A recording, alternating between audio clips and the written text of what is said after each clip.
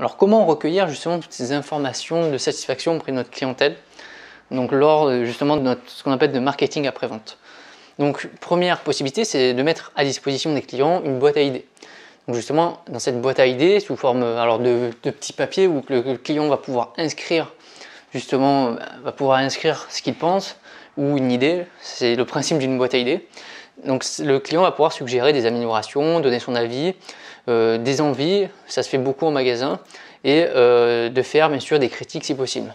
Donc c'est le même principe qu'un livre d'or ou qu'un cahier que vous mettez à l'accueil où les clients peuvent s'exprimer. En tout cas moi dans mon magasin on le lit tous les jours et on a tous les jours quelques écrits de la part des clients. Alors pas toujours négatifs, des fois c'est des remerciements, c'est des suggestions, des idées justement à mettre en œuvre. Donc c'est pour ça que c'est très important de laisser parler le client de manière totalement libre, grâce à un cahier notamment ou à une boîte à idées c'est possible. Bien sûr le questionnaire est un outil qui est super important. Donc par exemple, certaines unités commerciales, notamment dans le service, à la fin de leur prestation, ils donnent un petit questionnaire au client, ça lui prend 1 minute à répondre sur justement son avis.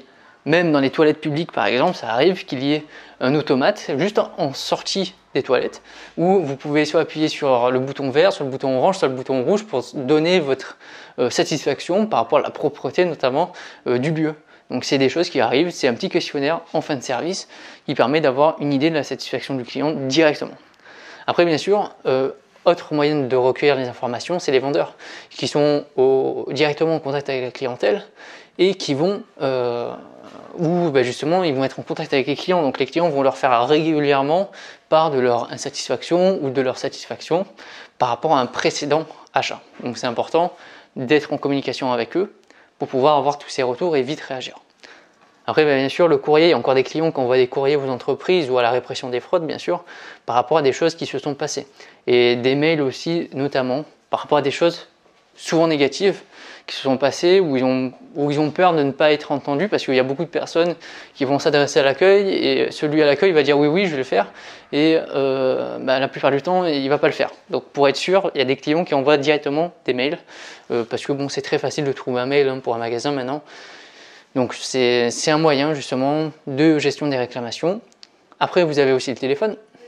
Donc bien sûr qu'il y a des clients, moi ça m'arrive de recevoir au téléphone des clients qui sont insatisfaits ou juste, alors souvent insatisfaits, plus rarement satisfaits, mais qui ont eu un problème ou qui veulent avoir un renseignement et qui vous appellent directement au magasin, puisque bien sûr les magasins sont disponibles sur Google Maps et vous avez les numéros de téléphone qui sont directement dessus, donc très facile d'appeler.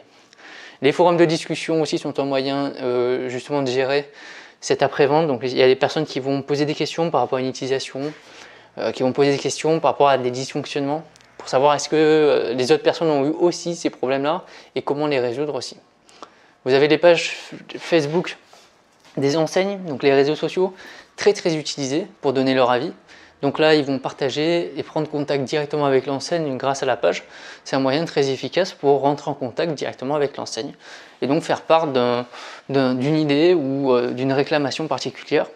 Et bien sûr, vous avez le service après-vente, le service de réclamation de l'entreprise qui est justement dédié à cet effet et qui est principalement utilisé aussi pour les clients, notamment quand vous faites des achats style électroménager ou high-tech. C'est presque obligatoire d'avoir un SAV à proximité.